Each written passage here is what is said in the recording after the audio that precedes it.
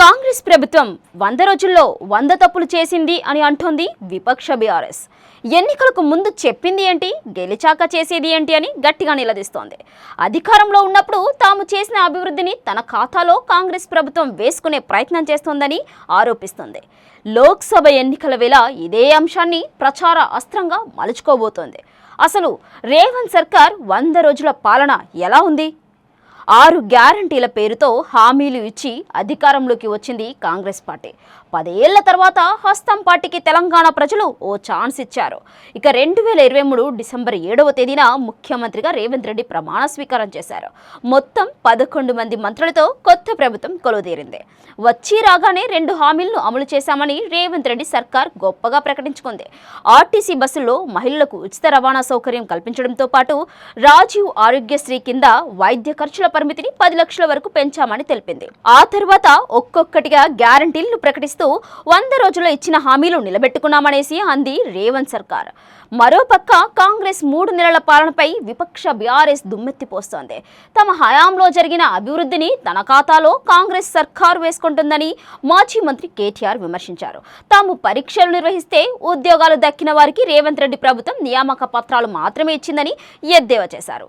చేసింది తామైతే ఆ ఉద్యోగాల భర్తీ కాంగ్రెస్ ఖాతాలో పడింది అంటూ విమర్శించారు. నిజానికి కాంగ్రెస్ అమలు చేస్తున్నామని చెబుతున్న పథకాల్లో గృహజ్యోతి స్కీమ్ ఒకటి.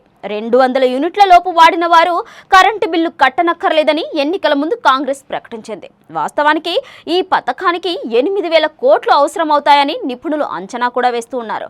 అయితే బడ్జెట్లో మాత్రం 2,400 కోట్లు ప్రకటించడాన్ని విపక్ష బీఆర్ఎస్ నిలదీస్తోంది. ఇప్పటికే విద్యుత్ రంగం మొత్తం అప్పులు 81,000 కోట్లు ఉన్నట్టు అంచనా. ఇప్పుడు ఈ పథకం అమలుతో ప్రభుత్వంపై మరింత భారం పడనుంది. దాంతో పథకం అమల్లో కొర్రీలు పెడతారా అన్న అనుమానాలు కూడా తలెత్తుతూ ఉన్నాయి. మొత్తం 6 గ్యారంటీల అమలుకు 90,000 కోట్ల అవసరమనేసి నిపుణులు చెబుతూ ఉన్నారు. మహాలక్ష్మి పథకం కింద ప్రతి నెల మహిళలకు 2,500 ఇవ్వాల్సి ఉంది. దీనికి దాదాపుగా 10,000 కోట్లు, ఉచిత బస్సు ప్రయాణానికి ఏటా 2,500 కోట్లు అవసరమవుతాయనేసి అంచనా వేస్తున్నారు. 500కే గ్యాస్ సిలిండర్ పథకాన్ని 3,500 కోట్లు అవసరమని నిపుణులు లెక్కలు కడుతున్నారు. 6 గ్యారంటీలను అమలు చేస్తున్నామని చెబుతున్న రేవంత్ ప్రభుత్వం పథకాల పూర్తి స్థాయి అమలుకు నిధులు కేటాయించడం లేదని బీఆర్ఎస్ విమర్శిస్తోంది.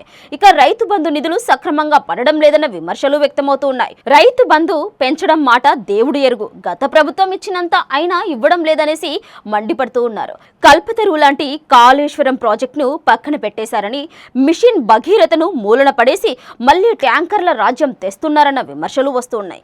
ఆర్టీసీ బస్సుల్లో ఉచిత ప్రయాణం పేరుతో మహిళలను ఇబ్బందులకు గురి చేస్తున్నారని కూడా విపక్ష పార్టీ నేతలు విమర్శిస్తూ ఉన్నారు.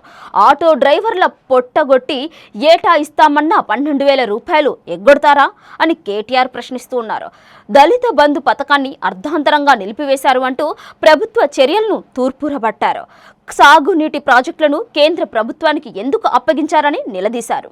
3 నెలల్లో పాలనపై కంటే ప్రతిపక్ష పార్టీ నుంచి నేతలకు గేలం వేయడంపైనే రేవంత్ రెడ్డి సర్కార్ ఎక్కువగా ఫోకస్ చేసిందనేసి బీఆర్ఎస్ మండిపడుతుంది.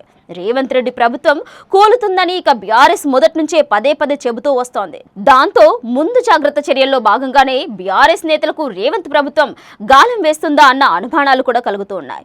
సార్వత్రిక ఎన్నికల దగ్గర పడుతూ ఉండటంతో ఇదే అంశాన్ని బీఆర్ఎస్ ప్రచార అస్త్రంగా మలుచుకోబోతుంది.